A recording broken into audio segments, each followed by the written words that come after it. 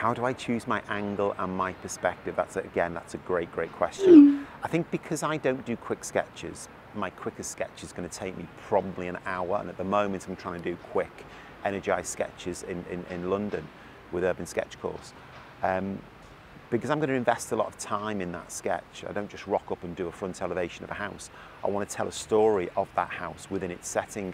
So I do carefully choose the subject, and I do very carefully choose the actual specific angle by which I'm going to be sitting from. So it might be by just shifting over, to the left or the right slightly, it just brings in a different kind of perspective, and it tells more of the story.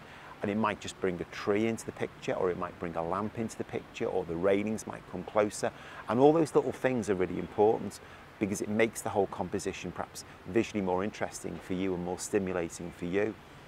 So I think in answer to your question, I'm trying to tell a story, and the story is what I see on location, and I want that story to involve a lot of narrative, a lot of detail, a lot of content. So I do really carefully choose the composition.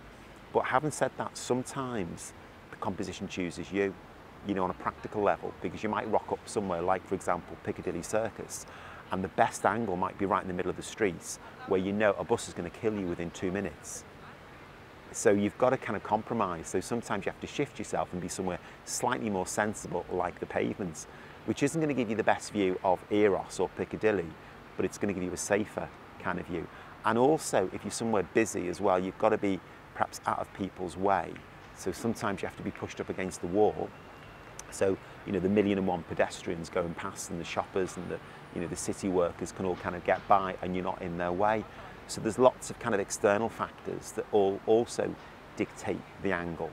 And you might rock up somewhere and you literally cannot see the view that you want to sketch because there's a building site there, or there's a huge big van that's parked outside, or there's a bus that doesn't move, or there's a construction site, or for example we wanted to do Large Ben, and Large Ben was all wrapped up in brown paper, so that wasn't going to happen. So then you have to compromise and you go somewhere else, and then you choose a particular angle from that as well. So there's lots and lots of external factors, and that's what makes it magical, because the other alternative is to get a photograph, isn't it? And the photograph is there for you. Everything is already formulated for you, and all you're doing is copying the photograph.